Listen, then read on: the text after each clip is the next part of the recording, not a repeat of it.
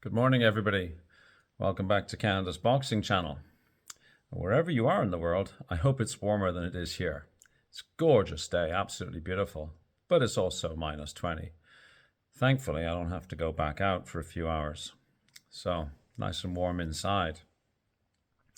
I'm sure that in our personal and professional lives, we've come across something called recency bias, where we tend to overweight something that's happened more recently than we would attach that to prior events. This is very true in sports, very true in boxing, where promoters and managers want us to believe, in order for us to spend our dollars, that the people we're watching today are the very, very best, that this is the finest era, and the people who are boxing are some of the very finest that have ever boxed. It's in everyone's interest for us to be told that, like I say. It's a way for us to spend our money, right? No one's going to show up to a fight if the promoters say, well, these guys kind of suck compared to guys 20 years ago, but hey, buy our pay-per-view for XXX dollars. No. The flip side to recency bias is primacy bias. Of course, I suffer from that. If somebody wants to talk to me about rugby, I'll tell you that the finest team to ever take the pitch was one of the 1970s Welsh teams. A more reasonable observer of the sport would say, well, you might want to reconsider that. So I'm certainly not saying that I'm unbiased or that I don't suffer from either of these biases.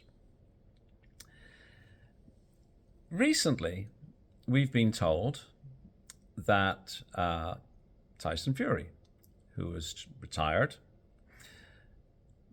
was the best ever, certainly, right up there with Muhammad Ali. Now, of course, Alexander Usyk had something to say about that, and so I see that hyperbole has been dialed down a tad, and now he's being referred to as the co-equal best of his generation, but still an all-time great. And I've also read that he's still being thought of as, the best British boxer, etc., etc., etc. So I kind of disagree with that. But I thought rather than looking at the world picture to see, where an individual would sit against champions from prior generations from different countries, I thought I would just focus today on a top 10 British heavyweight list. Now, a couple of things. It's been my practice to only talk about fighters that have been active in my lifetime. And I started doing this because my dad was a huge Joe Louis fan and I was a Muhammad Ali fan. And rather than argue, I would simply say, Dad, but your guy was fighting before I was born. So it was kind of a cop-out, but it's a cop-out that I've stuck with. So generally speaking, if I'm preparing lists of sporting teams or individuals, I'll stick to people that were active in my lifetime. At one time, this was very easy, of course. In 1980, I had a relatively short list of people to look back upon. Now, of course, I've got a much longer list. And as you get older, you forget. You have trouble, remembering how people were viewed and whatnot. But hey, it's a small price to pay. The alternative is a lot less pleasant. Now, also, I don't usually consider people who are still at the early-ish stage of their careers. So, I'm not going to, for example, consider Moses Otama or Daniel Dubois in this morning's video. Moses Otama might well go on to be one of the best heavyweights ever, as may Daniel Dubois, but it's premature to include them. So, people who were active before my lifetime, so, we're not going to be talking about Bob Fitzsimmons, for example, and people who are still at the early stages of their career. So I'm not going to include people like Daniel Dubois or Fabio Wardley or Moses Atama. What we're going to look at are people who've been active in my lifetime. So it's still a 65-year period. So we say start in 1960 through to today, with the caveat that we're not including some of the people who've still got lots to show. Some of the people on my list are active, but I think we'll all agree they're at the very tail end of their career. Now, the other thing, I, of course, am a human being and I've got very subjective favorites. But I think that we all recognize that a little bit more than personal favoritism is required. And so I look at, obviously titles are important, but it's not the be all and end all.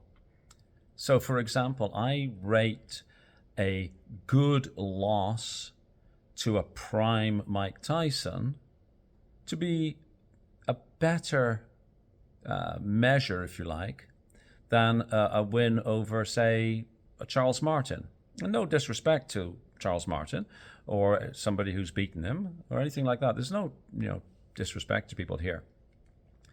But I like to look at names, like who did you fight? Obviously, who did you beat? But also, who did you lose against?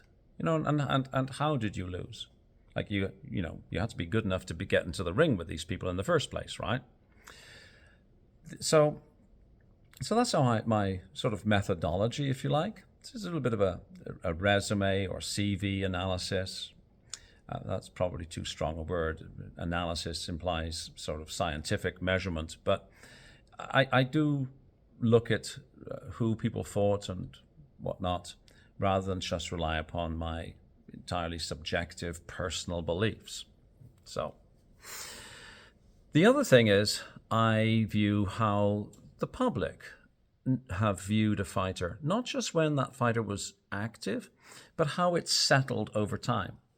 So, for example, Henry Cooper is beloved, whereas his peers, say Joe Erskine and Jack Bodell, are largely, I won't say forgotten, but they're not remembered quite as fondly or by as many people.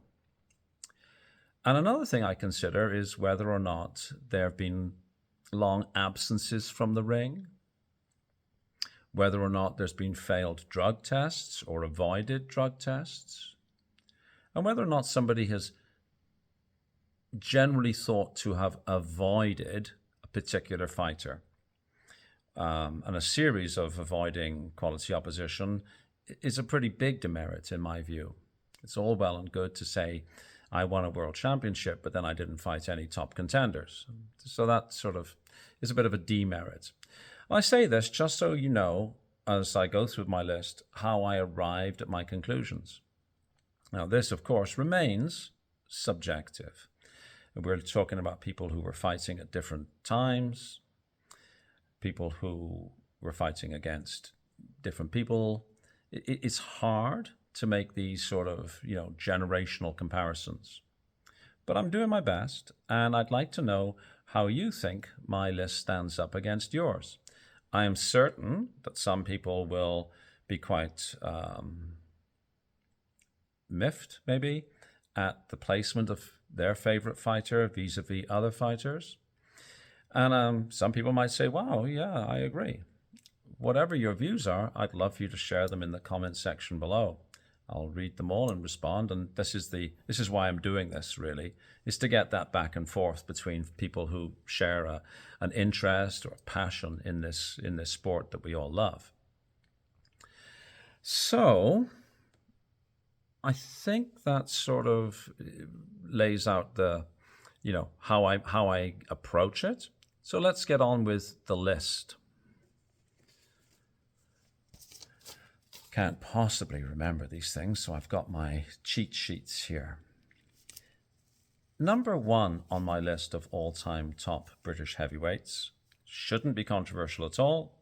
The individual is commonly thought of as being an all-time great worldwide, and that is none other than Lennox Lewis, who at one time was thought to be a Canadian boxer, so yay, up Canada. But Lennox Lewis, representing Canada, won the super heavyweight Olympic medal in 1988 in Seoul. And he went on to have a stellar professional career. 41, 2, and 1. He was active from 1989 to 2003, which is a 14-year span. I also look at longevity, of course, like how long has a person been boxing. He was, until Alexander Usyk earlier last year, getting myself confused, it's 2025 now, he was the last undisputed until Alexander Usyk. He lost twice to Oliver McCall and Hasim Rahman, and he avenged both defeats. So he beat everybody he ever faced. He had 18 world title fights. And let's just look at some of the names that he beat. Early in his career, he beat Gary Mason for the British and European title. And then, this is not in chronological order, some of the names that he beat include Holyfield, Tyson, Vitaly Klitschko, David Toit, Franz Botha, Tommy Morrison, Tyrell Briggs, Razor Ruddock, Tony Tucker, who he beat for the title, Frank Bruno, Ray Mercer, Akawande, Galota, Shannon Briggs. It's just some of the names that he beat. I think most people would say that Lennox belongs in an all-time great list. Top 10 for sure, top 5 on many. And the names above him, if indeed there are any, are names that we would all universally recognize as being kings of the sport. So number 2, and this I suspect will be a little controversial. I've got Anthony Joshua, Olympic gold medalist, 2-time champion, unified, not undisputed, of course. He won the IBF of Charles Martin, which, as I said, wasn't like beating Sonny Liston, but you can only fight people who are in front of you. I accept that. He lost it, of course, to Andy Ruiz, but he won it back. So that's important. How do you come back from a loss? A quick look at BoxRec, and it shows that he had like 6 defenses. He's lost, of course, to Alexander Usyk. So losing to somebody who I think would be considered as an all-time great is not shameful at all. And he wasn't stopped. He wasn't dropped. He went the distance. Threw his toys out of the pram a little bit after the loss, but he's managed to rehabilitate himself. It was a bit of bad sportsmanship, but an emotional outburst, shall we say. But anyhow, he seems to have, sort of gotten past that, and he's clearly acknowledged Usyk as being his better. Total World Championship fights, he had 12. The names he beat Vladimir Klitschko, and that's an important win. Likewise, it's going to be an important win for another boxer further on the list. He beat Carlos Takam, beat Joe Parker, beat Povetkin, Ruiz, Pulev, and like I say, the aforementioned Charles Martin. So he's my number 2 best British heavyweight. I'm not suggesting that AJ will enter into any international list of all-time greats, but I've got him as number 2 on my British list. He's still active. He could easily go on to win a few more fights. Likewise, he could get beat. So, like I say, I'm a little concerned when I talk about active fighters, but AJ is clearly, he's on the back 9, as golfers say, towards the end of his career. Number 3 is likely to be possibly the most highly controversial pick. I've got Frank Bruno. Frank Bruno was active from 1982 to 1996. I followed Bruno's career. He was the dominant British and European heavyweight of those years. It's a 14-year career span, and he has a record of 40-5. 1 world title. he won the WBC on his third attempt over Oliver McCall. I respect fighters who keep going back to the well. He could have easily sort of given up, but his drive to be a world champion has to be commended, and his victory over Oliver McCall is one that was well deserved. Who did he beat? Besides Oliver McCall, of course. Carl the Truth Williams, Ribalta, Jerry Cotese, James Quick Tillis, and Joe Bugner. So those are names on his resume. Who did he lose to? And this is usually the big criticism of Bruno, is that at the highest level, the elite level, he came up short. But the people he came up short against were pretty damn elite. He lost, of course, to Lennox Lewis, who we've spoken about earlier in this video. He lost also to a prime Mike Tyson. He lost to Tim Witherspoon, no slouch. And he lost to Bone Crusher Smith. So I've got Frank Bruno, like I say, at number 3, based upon the quality of opposition he faced and the fact that he remains beloved by the British public. He was absolutely adored in the 80s. And I remember when he fought Lennox Lewis, it was as though Lennox Lewis had come from a different planet. The public were so patriotically supportive of Frank Bruno.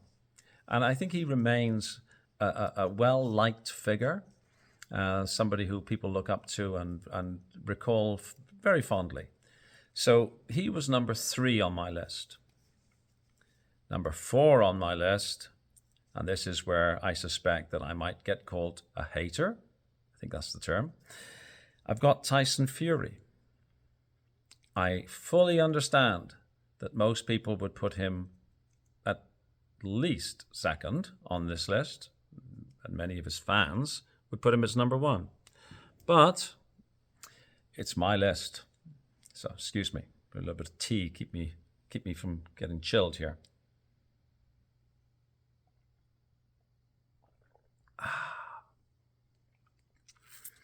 So, Tyson Fury, he's number 4 on my list. He's been active since 2008, so it's a 16-year career, though, as we know, there have been breaks in that career. His record is 34-2, and he won the title by beating Vladimir Klitschko in Dusseldorf in 2015. I maintain that was Tyson Fury's finest moment. It was no small feat to go over and beat Vlad in Vlad's backyard. I mean, I know he's Ukrainian, but he boxed out of Germany. Then he took 3 years off. It's as though he won the title and went on a massive bender. And clearly he struggled, and his struggles were well documented. He's had 10 world title fights, but he's only had 4 title defenses. White, Chisora, Usyk, and Ngannou. And I don't think Ngannou was for the belt. So it's only 3 defenses. White, Chisora, and Usyk. And it was only White that was a mandatory. So he beats Vlad in 2015, then he takes 3 years off, then he comes back, has a couple of, what's the right word? Warm-ups. He draws against Deontay Wilder. He then beats Wilder in a very exciting fight, and then he beats Wilder again in the trilogy fight. And no disrespect to Deontay Wilder, but don't think that Deontay Wilder will go down in history as being of the caliber of George Foreman or Sonny Liston or Muhammad Ali. He's lost to Usyk twice, and like I said, with respect to AJ, there's no shame in losing out to a generational great, somebody who will probably end up on an all-time great list. But if you look at who did he beat, like I'm struggling. I mean, I'm not a fan of Tyson Fury, but I'm truly struggling here because he beat Vladimir Klitschko. Yeah, there's only so many times you can dine out on that. He's beaten Deontay Wilder twice. Like I say, beat Dillian White, and has beaten Derek Chisora. So he went life and death with Cunningham, Wallin, and Ngannou. I really struggled, honestly, to rate Fury as high as I did here. I really wanted to rate him lower, and I thought, I'm just going to cause people to, think I'm a complete lunatic. But seriously, based on quality of opposition, that's how I've got him where he is. I can't make a case for him being any higher. I know he's won all the belts, but against whom? And he didn't have a rematch with Vlad, which, had he fought Vlad, maybe rematched Vlad, beat him again, continued on with his career, fought people in the top 10, fought mandatories, we'd be looking at a very, very different situation. And there is also the issue of refusing a drug test and failing a drug test. Now, I know this is all to do with eating raw boar meat or something like that. Yes, well, there we are. So, number 4, Tyson Fury. Number 5, I've got Joe Bugner, a fighter I hated the day that he beat Henry Cooper by a quarter of a point. Anyways, active with breaks for a whopping 32 years, from 1967 to 1999. It's an incredible period of time to be stepping through the ropes, eh? He won the British Championship in 1971, like I say, by a quarter of a point. I think Harry Gibbs was the ref, against the beloved British perennial favourite Henry Cooper. I watched that fight. I shed a tear. My father was immensely irritated, as was most people. I think if you look at the headlines in the British papers the following day, they were not particularly complimentary about Bugner, who, of course, wasn't helped by the fact, that he was born in Hungary. And so he was immediately sort of disowned. They were different days. He won the Commonwealth and European Championships. He was a dominant boxer in his day. He didn't win a world title, but he did go the distance with Muhammad Ali twice, in 1975 for a world title over 15 rounds. No small feat. So I'll put going 15 rounds with Muhammad Ali in 1975 kind of higher, to be honest, than beating Deontay Wilder.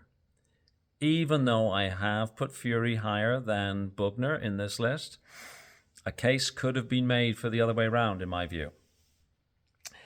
He also fought Joe Frazier in 1976. He lost for a title that wasn't universally recognized as a world title fight. So he had a couple of bites of the cherry, came up short both times, but was a dominant heavyweight for a very long time and a top contender for a very long time.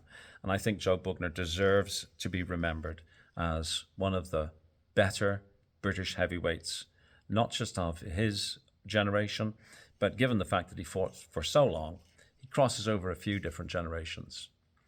And I don't know if you will remember how he famously thrashed Richard Dunn in the 1970s. It was a fun fight to watch. Go find it on YouTube. I think Dunn had called him a sugar plum fairy or something like that. Dunn was an ex-British para, and Joe Bugner was having none of it. It's a good fight to watch. I'm sure it's on YouTube. But before I move on from Bugner, let's see, who else did he lose to? Because losses, like I say, are important. He lost to Ron Lyle, he lost to Ernie Shavers, and he lost towards the end of his career to an up-and-coming Frank Bruno. He beat, of course, Henry Cooper, Richard Dunn, as I mentioned. Not that Richard Dunn is a name, but it was a fun fight. He beat Jimmy Ellis. He beat Greg Page, James Quick-Tells, Jurgen Blinn. These were all good names. And in 1998, he won the WBF title. Not a, but he won a title against James Bone Crusher Smith in 1998. Well, when you consider he started his pro career in 1967, that's pretty impressive. So I've got Joe Bugner, Aussie Joe as he's now known, who had a record of 83 fights, 69 wins, 13 losses and 1 draw. Aussie Joe, who's still with us. I think he's suffering from one of the cognitive illnesses. But yeah, he was a good fighter. I enjoyed his career, even though he beat my hero. So I've got him down as number 5 on my list. Number 6, I've got my personal favorite, Henry Cooper, our Henry. A left-handed fighter who fought orthodox, which of course meant that his lead hand was his power hand, and he was possessed of that famous Henry's hammer. So, yes, he never won a heavyweight title. He fought against a prime Ali for the world title. He fought Ali twice. He fought Ali in 1963 and 1966. And the first fight, of course, involved the infamous sort of split glove and a few extra seconds because he knocked down Ali, and Angelo Dundee was desperately trying to buy a little bit more time for his fighter Ali, who, of course, at that time was called Cassius Clay. And I think the records show that no real additional time was given, but it was controversial at the time. Look it up on YouTube if you've not seen that fight. Cassius Clay, as he then was apparently looking at Elizabeth Taylor, the movie star, at the precise time that Henry's hammer connected, and it dumped Clay between the ropes. I mean, there'd been more time on the clock. Clay was done. Excuse me, please. And how would history have been different if that just a few more seconds? When he fought for the world title, though, of course, he fought against then Muhammad Ali in 1966. And Ali famously said, "Man, I could hear him bleeding." Henry Cooper, of course, was famous for being cut above the eyebrows, and many of his fights were stopped on cuts. And again, if you look at that fight, you'll see Cooper's just drenched in his own blood. It's And when the fight was stopped, what did Henry Cooper do? Did he throw his toys out of the pram? No, he went, "Ah." And that was it. So he fought against Prime Ali, lost against Ali, lost against Floyd Patterson, lost against Bugner, lost against Zora Foley. But he also beat Zora Foley. Zora Foley is actually was an excellent boxer, possibly one of the best boxers ever not to win a world title. He beat Brian London, Jack Bodell, Joe Erskine, Carl Mildenberger, and Jose Urtain. He was 11 years British champion, and at various times he had the European and Commonwealth titles as well. He's an excellent fighter, well remembered, beloved, and the only one to be knighted by the Queen for services to boxing. Now, to get to the sort of bottom part of the video here, number 7, I've got David Haye.